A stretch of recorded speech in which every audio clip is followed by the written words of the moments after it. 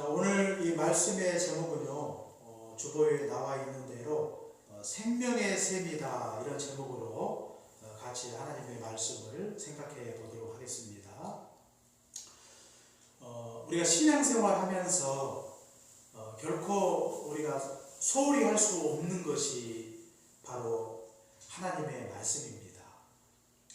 신자들에게 있어서 하나님의 말씀은 과연 무엇일까? 어떤 분들은 하나님의 말씀은 어떤 종교적으로 그 신앙생활 지침서 정도로 이렇게 생각하는 분들도 있습니다.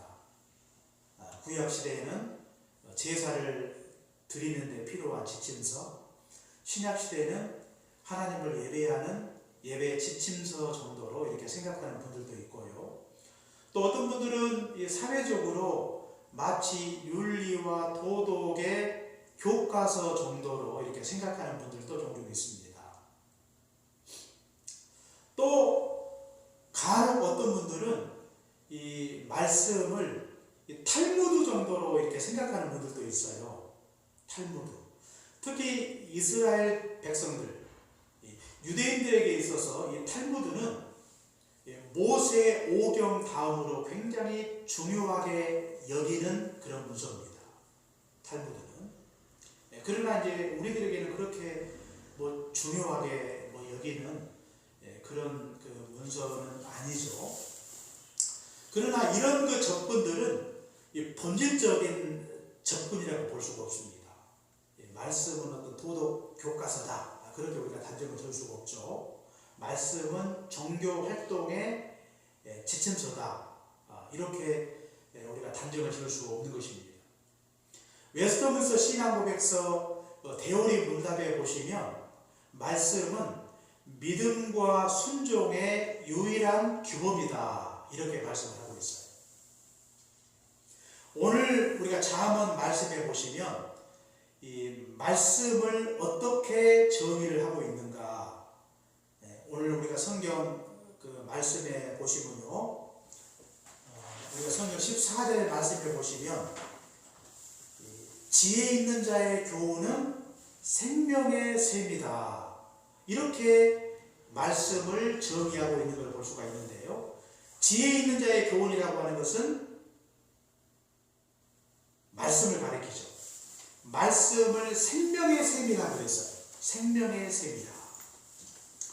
우리가 요한복음 1장에도 보니까 이 말씀은 하나님이고 하나님 안에 생명이 있다고 이렇게 성경이 말씀하고 있는 걸 볼 수가 있는데요. 그러니까 말씀은 곧 생명이 되는 것입니다. 말씀 자체가 생명이 된다고 성경이 우리에게 가르쳐주고 있는 걸 볼 수가 있고요. 오늘 잠언 14장에는 생명의 셈이라고 이렇게 말씀을 하고 있는데요. 특히 말씀은 생명의 셈으로 우리에게 어떤 역할을 하고 있는가를 우리가 생각해 보아야 되겠습니다. 특히 말씀은 생명이기 때문에 말씀은 살리는 역할을 한다고 하는 것입니다. 살리는 역할. 우리가 히브리서 4장 12절 말씀에도 보니까 하나님의 말씀은 살았고 그러거든요. 살았고. 그러니까 말씀은 살아있고 또 말씀은 살리는 능력이 그 속에 있다고 하는 것입니다. 에베소 2장 1절에 보니까 허물과 죄로 죽었던 너희를 살리셨도다, 이렇게 말씀하고 있는 것처럼 이 영적으로 죽은 자를 살리게 하는 것이 바로 하나님의 말씀이라고 성경이 기록하고 있는 걸 볼 수가 있습니다. 또 예수님은요, 말씀으로 죽은 자를 살리고 있는 걸 볼 수가 있습니다. 우리가 누가복음 7장에 보니까 과부의 아들 한 청년이 죽지 않았습니까? 그때 예수님께서 이미 죽어버린 청년을 향하여 주님이 말씀하시죠. 청년아 일어나라, 이렇게 말씀하실 때 죽었던 청년이 다시 살아나고 있는 걸 볼 수가 있어요. 누가복음 8장에 보시면 회당장 야이로의 딸이 죽었어요. 어린아이입니다. 어린아이가 이미 죽었어요. 그런데 예수님이 이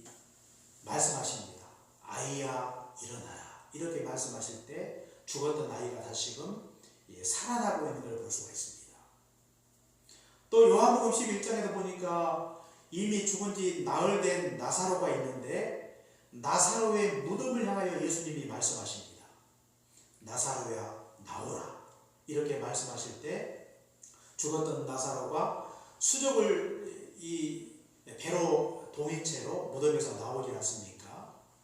이미 죽어서 나흘이 되었습니다. 그런데 예수님이 말씀하실 때 그 말씀의 능력과 권세로 죽은 자가 살아나고 있는 걸 볼 수가 있어요. 그러니까 이 말씀은 이 살리는 능력이 있습니다.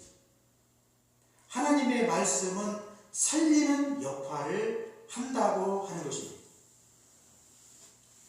우리가 어떻게 영적으로 허물과 죄로 인해서 죽었는데 우리가 새 생명을 얻었습니까? 우리도 하나님의 말씀을 통해 우리가 새 생명을 얻게 되었다고 하는 것입니다. 우리가 교회당에 나오시는 분들이, 신앙생활을 하시는 분들이 반드시 경험해야 될 것이 무엇인가? 영적으로 죽었던 우리를 하나님의 말씀으로 살리는 그런 경험이 우리에게 반드시 있어야 된다고 하는 것입니다. 교회당에 나오셔서 이런 경험을 하지 못하고 우리가 신앙생활을 하고 있다면 그냥 불행해요. 우리가 예수님 믿기 전에 영적으로 우리가 허물과 죄로 인해서 영적으로 죽은 자고 하나님과 분리된 자들이었는데 우리가 하나님의 말씀을 통해서 죽었던 우리를 살리시는 하나님의 크신 능력을 경험하지 못한다면 우리가 신앙생활을 온전히 감당하지 못하고 있다는 사실을 우리가 기억해야 되겠습니다. 왜 교회가, 왜 신자들이 복음을, 하나님의 말씀을 증거해야 되는 것입니까? 그것은 이 말씀은 살리는 능력이 있어서 영적으로 죽은 자를 중생케 하는 그 능력이 하나님의 말씀 속에 있기 때문에 우리가 말씀을 증거하는 것입니다. 말씀은 우리 각자 자신을 살릴 뿐만 아니라 하나님의 말씀은요, 우리의 가족을 살리고, 하나님의 말씀은 우리의 친구를 살리고, 하나님의 말씀은 우리의 이웃을 살리고, 하나님의 말씀은요, 이방의 무수한 영혼들을 살리는 탁월한 능력이 하나님의 말씀 속에 있는 줄 알고, 우리가 그 말씀을 영혼을 살리는 생명의 말씀으로 알고 그 말씀을 증거하는 자로 살아가시기를 주의 이름으로 축원합니다. 그 다음에 두 번째로 하나님의 말씀은요, 생명을 소속케 하는 능력, 그 생명을 유지하는 능력이 그 말씀 속에 있다고 하는 것입니다. 하나님의 말씀은요, 영적으로 죽어가는 자를 소속케 하는 것입니다. 마치 오늘 우리 박영희 목사님 모셨으니까 잘 아시겠지만 식물이 물이 없으면 시들죠. 다육식물을 키우다 보면 예를 들어서 그 식물이 시드는 이유가 무엇입니까? 물이 없기 때문이죠. 그런데 물을 주면 이 시들어가는 식물이 다시금 이렇게 소송하는 것을 우리가 볼 수가 있는데요. 마찬가지로 우리가 영적으로 무기력하고 곤고할 때 하나님의 말씀은 우리가 영적으로 무기력한 자들에게 힘을 주는 것입니다. 힘을 주는. 우리가 사사기 15장에도 보니까요, 삼손이 블레셋과 이렇게 싸우는데 나귀턱뼈 하나로 1000명을 죽입니다. 1000명. 그러니까 얼마나 이 삼손이 지치겠어요. 기진맥진하죠. 탈진 상태에 빠져버립니다. 삼손이 죽을 뻔한 그런 상황에서 하나님께서 레이의 그 우묵한 곳을 하나님이 여시고 삼손에게 이 샘물을 주십니다. 그리고 그 물을 마시고 삼손이 다시금 소송케 되는 것을 볼 수가 있어요. 그곳을 가리켜서 에낙고레다, 그렇게 이름을 짓지 않습니까? 에낙고레. 장사했던 삼손도 레이에서 터져나오는 그 샘물을 마심으로 다시금 소송케 된 것처럼 하나님의 말씀은 시들어가는 우리의 영혼을 다시금 살리는, 다시금 소송케 하는 그 능력이 하나님의 말씀 속에 있다는 사실을 우리가 기억을 하셔야 되겠습니다. 뿐만 아니라 하나님의 말씀은요, 우리의 생명을 유지하는 능력이 있어요. 우리가 우리 육신을 위해서 음식을 먹으면 우리의 생명을 유지할 수가 있듯이 우리 영혼을 위해서 하나님의 말씀을 먹게 되면 우리의 이 영혼을 유지할 수 있다고 하는 것입니다. 그래서 예수님께서도 말씀하기를 사람이 떡으로만 살 것이 아니요 하나님의 입에서 나오는 모든 말씀으로 살 것입니다. 이렇게 말씀하고 있는 걸 볼 수가 있습니다. 우리가 육체를 위해서 영의 양식, 육의 양식이 필요하듯 우리의 영혼을 위해서 영의 양식인 하나님의 말씀이 필요하고 그 말씀을 통해서 우리의 이 영적인 생명을 유지할 수 있는 것입니다. 뿐만 아니라 생명의 말씀은요, 생명을 열매 맺게 하는 것입니다. 생명을 살리기도 하고 생명을 솟음기도 하고 그 생명을 열매 맺게 하는 것이죠.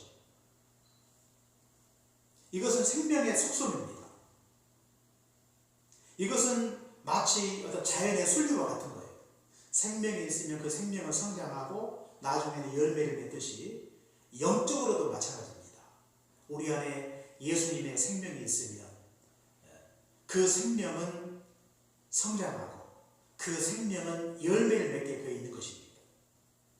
하나님의 말씀은 우리에게 생명을 주고 하나님의 말씀은 우리의 영혼을 솟게 하고 하나님의 말씀은 우리에게 이 영적인 열매를 우리에게 허락해 주시는 것입니다.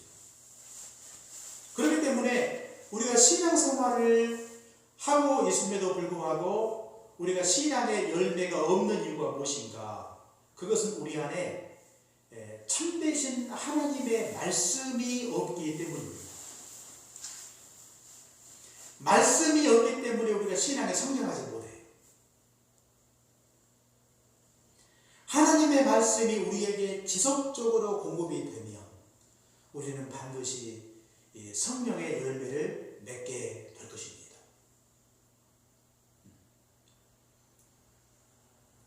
이 믿음이라고 하는 것도 결국 들음에서 나고 들음은 하나님의 말씀으로 말미암아 우리에게 믿음이 생기듯 신앙의 성장과 열매도 하나님의 말씀에서 나오는 것입니다.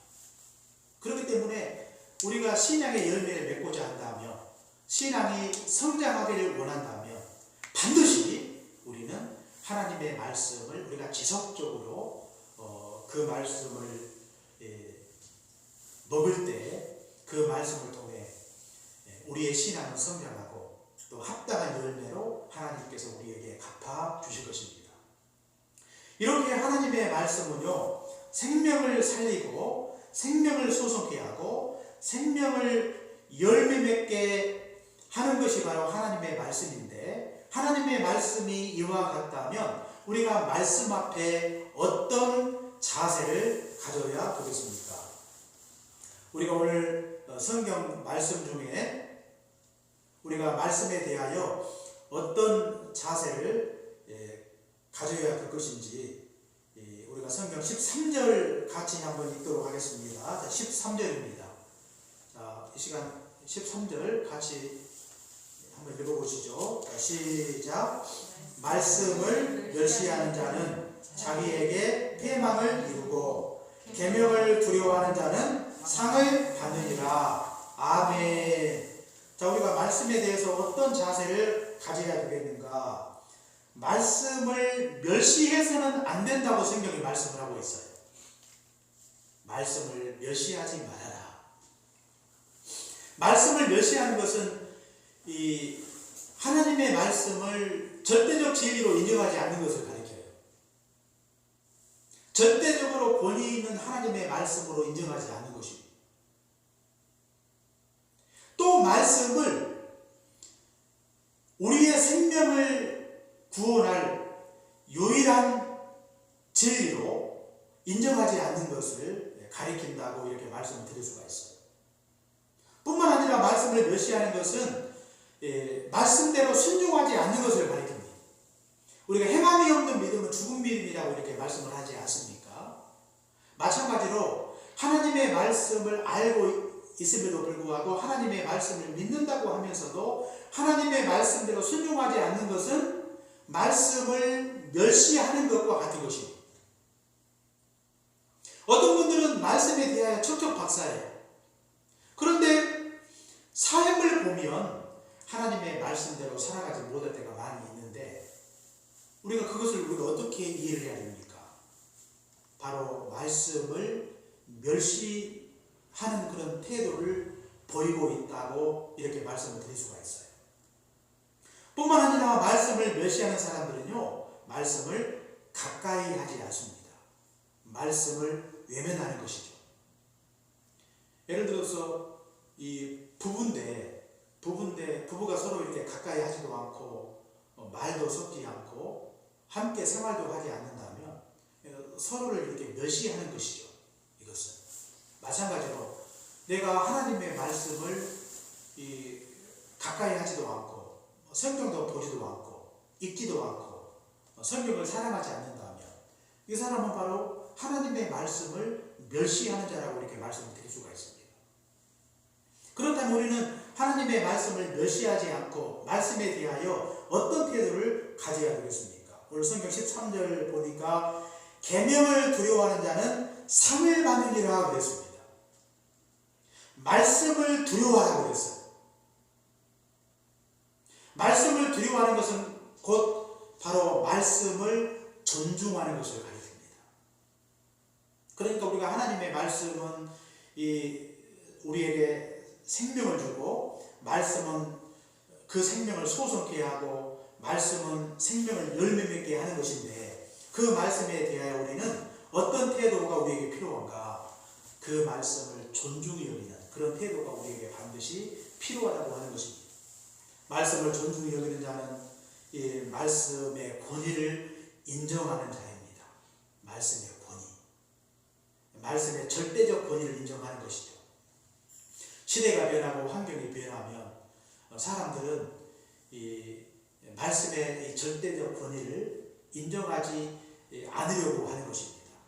시대가 변했기 때문에 진리라고 하는 것은 이 상대적이라고 이렇게 생각하는 사람들이 많이 있어요. 그러나 성경은 절대적 진리입니다. 세월이 변하고 시대가 변해도 결코 변하지 않는 것, 유일한 한 가지가 무엇인가? 바로 하나님의 말씀입니다. 이 말씀은 절대적 진리예요. 절대적 권위를 결코 우리가 부정해서는 안 된다고 하는 것입니다.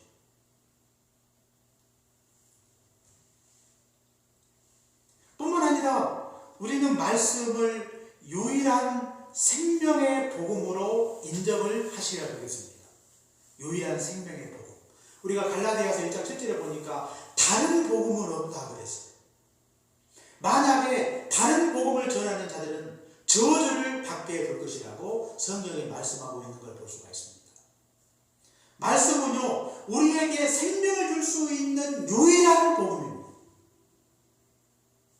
다른 복음은 결코 존재하지 않습니다.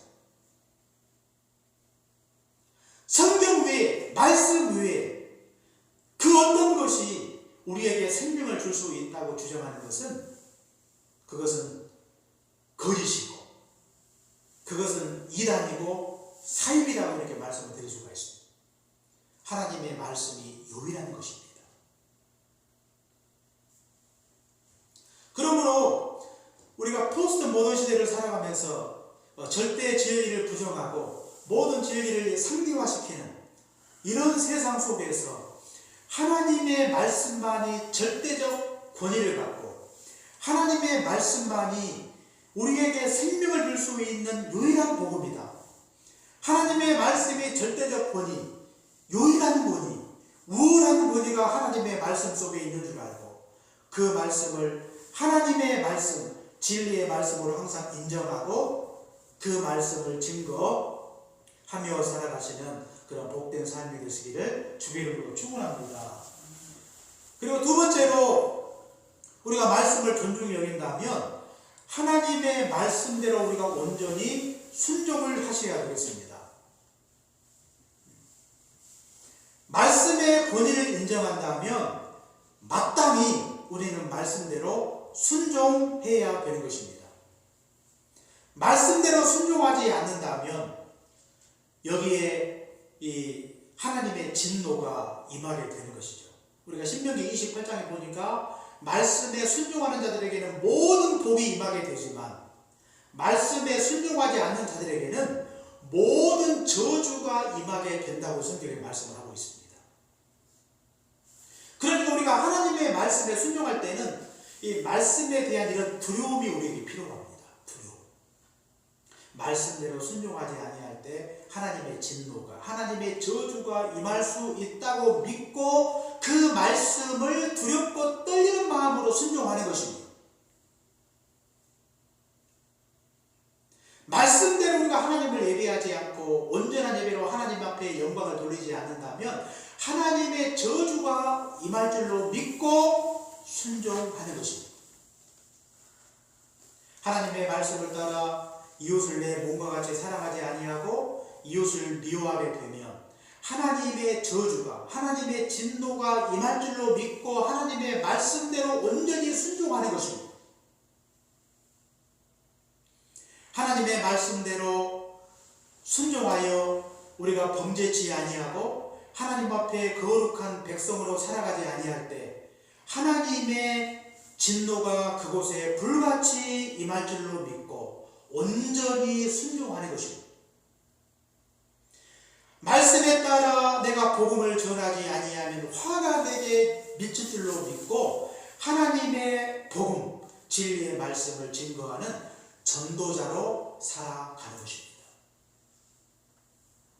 이렇게 우리가 하나님의 말씀을 내가 믿고 그 말씀대로 내가 순종하지 않는다면 하나님의 진노가 우리에게 임할 것을 항상 기억하고 두렵고 떨리는 마음으로 주의 말씀 앞에 온전히 순종하는 것, 이것이 바로 하나님의 말씀을 존중히 여기는 태도라고 하는 것입니다. 그래서 우리는 늘 우리 마음속에 그런 거룩한 부담이 있어야 돼요. 내가 과연 내가 하나님의 말씀대로 살고 있는가? 그리고 내가 말씀대로 살지 못했을 때 뭔가 하나님을 두려워하고 말씀대로 행치 못했을 때 내 마음에 이 하나님께서 주시는 이 공포가 우리 마음속에 필요하다고 하는 것입니다. 내가 주일날 하나님 앞에 예배하지 않고 세상이 좋아서 세상이 흩어지고 오늘도 우리가 집에서 이렇게 차 타고 오다 보니까 특히 이 관악산 그 입구 근처에 가보니까요, 이 정류소 곳곳마다 그야말로 막 등산객으로 꽉 차 있어요. 등산객. 아마 이제 코로나가 많으니까 이제 실내에서 모이기가 쉽지 않고 그러다 보니까 이제 야외에 이렇게 모이는 분들이 많이 있는 것 같아요. 그래서 아마 그 등산하는 분들이 많이 계시는 것 같은데, 물론 또 이렇게 뭐 하나님을 믿지 않는 분들은 등산을 많이 하시겠죠. 그런데 주일날 이 오전 시간은 주로 이제 예배를 많이 드리지 않습니까? 그런데 만약에 믿는 신자들이 주일날 예배를 소홀히 하고 주일날 그냥 등산복 입고 이렇게 산에 가신다면 이것은 문제가 있는 것이죠. 우리가 영상으로 예배를 드리고 있는 분들도 계시지만 우리가 어떤 형태로든 우리가 부득이하게 우리가 영상으로 예배하고 있지만 어떤 형태로든 우리가 하나님을 예배하는 것은 신자의 본분 중의 본분입니다. 그러므로 우리가 주의전을 사모하여 우리가 주의전의 기쁨으로 달려나와 하나님을 예배하는 것은 성도의 마땅한 본분이고 우리에게 주어진 책임이라고 이렇게 말씀을 드릴 수가 있는데, 그런데 우리가 예배를 드리지 않아도 뭔가 내 마음속에 이런 두려움이 없다면 문제가 있는 것이죠. 내가 말씀대로 행치 않았을 때 하나님께서 크게 진노하실 것을 항상 기억하고 하나님을 온전히 예배하는 것이 하나님의 말씀을 존중히 여기는 태도임을 항상 기억하시고 말씀대로 행하시는 그런 복된 삶이 되시기를 주의 이름으로 축원합니다. 뿐만 아니라 말씀을 존중히 여긴다면 우리는 하나님의 말씀을 가까이 아니할 수가 없는 것입니다. 우리가 보통 하나님을 두려워한다 그러죠. 하나님을 두려워한다. 하나님을 두려워하면 하나님을 멀리합니까? 가까이합니까?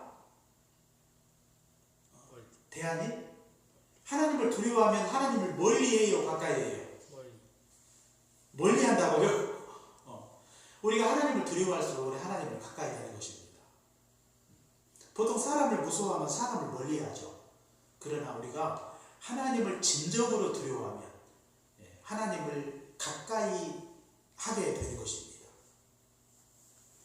우리가 하나님을 두려워하여 하나님을 사랑하고 하나님을 섬기면 하나님을 가까이 하지 않습니까? 하나님을 멀리하는 건 아니죠. 마찬가지로 말씀을 두려워하게 되면 말씀을 멀리하는 것이 아니라 말씀을 더욱더 가까이 하는 것입니다. 말씀의 권위를 인정하고 그 말씀을 두려워하는 자들은 항상 하나님의 말씀을 가까이 하는 것입니다. 그래서 하나님의 말씀을 가까이 하는 사람은 하나님을 두려워하는 사람이고 말씀을 두려워하는 사람입니다. 말씀을 두려워하는 사람의 마음속에는 말씀에 대한 사모함이 있어요. 시편 45편에 나와 있듯이 목마른 사슴이 시냇물을 찾듯이 내가 주의 말씀을 간절히 사모하는 것입니다. 말씀에 대한 갈증이 있다고 하는 것이죠. 갈증. 이것이 말씀을 가까이 하는 사람들의 특징이에요. 갈증이 있어요. 말씀. 그러니까 말씀을 찾게 되는 것이죠. 뿐만 아니라 말씀을 가까이 하는 사람들은요, 말씀의 맛을 항상 느껴요. 말씀이 항상 새로운 것이고, 우리가 시편 119편에도 말씀의 맛이 내게 어찌 그리 단지요 그랬어요. 그러니까 이 말씀을 내가 가까이 하고 그 말씀을 읽고 묵상할 때 이 말씀의 맛을 매일매일 새롭게 경험하게 되는 것입니다. 어제 먹은 말씀과 오늘 먹은 말씀이 달라요. 같은 말씀을 묵상하는데 내가 어제 묵상했던 그 말씀과 오늘 묵상했던 말씀이 완전히 다르다고 하는 것입니다. 놀라운 일이죠.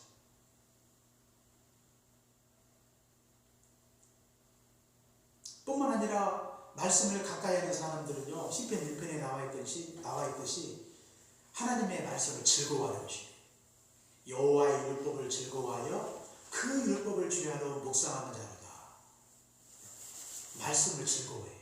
말씀을 듣는 것을 즐거워하고 말씀을 읽고 그 말씀을 연구하고 그 말씀을 묵상하고 그 말씀을 적고 이런 것들을 즐거워하는 것입니다.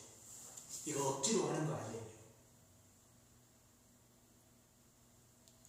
말씀에 대한 갈증이 있는 분들이 말씀을 억지로 봅니까? 아니에요. 굳이 목사가 말하지 않아도 그 갈증이 내 마음속에 있고 말씀의 맛을 알기 때문에 하나님의 말씀을 찾는 것입니다. 이것이 바로 말씀을 존중히 여기는 자들의 삶의 특징이라고 이렇게 말씀을 드릴 수가 있는 것입니다.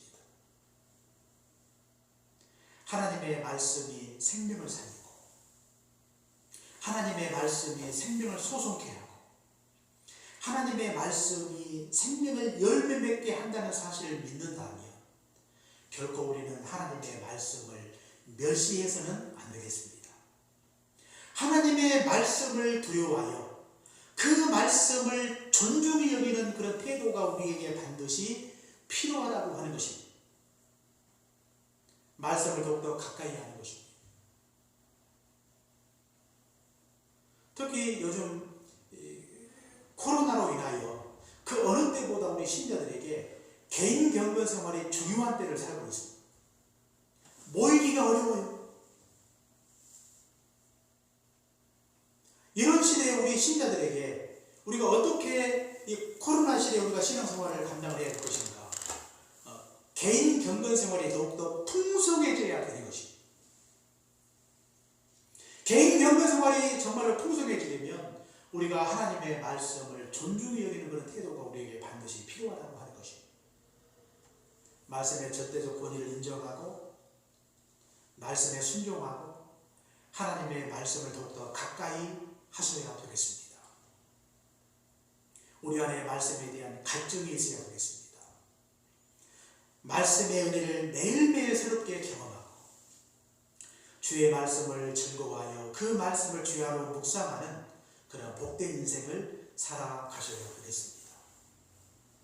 1년 내내 성경도 한 번도 보지 않는다며 매일매일 적어도 하루에 한 번씩 마치 우리가 우리의 육신을 위해서 음식을 섭취하듯 우리의 영혼을 위해서 하나님의 말씀을 끊임없이 읽고 묵상할 수 있다며 하나님께서 우리 각자를 그야말로 지쳐있는 삼손을 다시금 강하게 하시는 것처럼 우리 인생을 삼손처럼 강한 자로 하나님께서 만들어 주실 것입니다.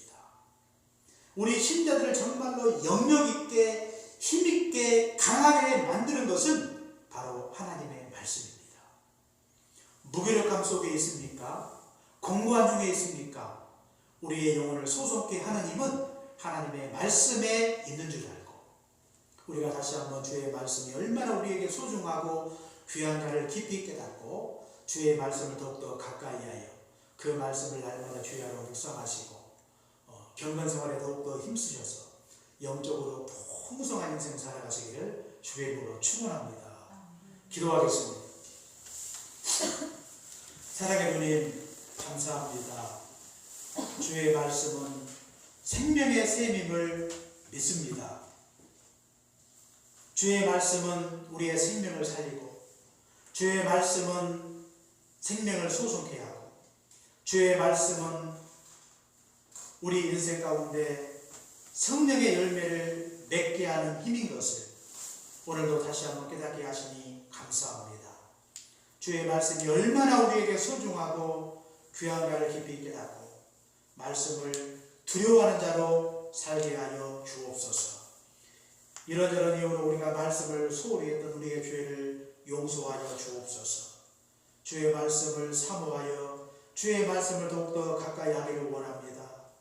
말씀에 대한 갈증을 우리에게 허락하시고 말씀을 즐거워하게 하시고 또 말씀을 매일매일 주야로 깊이 묵상하여 말씀의 맛을 느끼고 하나님의 말씀의 은혜가 매일매일 새로워지는 그런 복된 인생 살아갈 수 있도록 은혜로 함께하여 주옵소서. 우리가 어느 시대보다도 개인 경건생활에 중요한 이때 우리가 이 경건생활을 더욱더 힘써 잘 감당할 수 있도록 우리 주님께서 축복의 주옵기를 간절히 비옵고 원합니다. 하나님 아버지 우리 해민교회 모든 성도들이 하나님의 말씀을 읽고 묵상하는 중에 주의 세미한 음성을 듣게 하시고 주의 뜻을 밝게 깨달아 알게 하여 주옵시고 주를 향하여 간절한 마음으로 부르짖어 기도할 때 하늘에서 들으시고 응답하여 주옵소서. 예수님 이름으로 기도합니다. 아멘.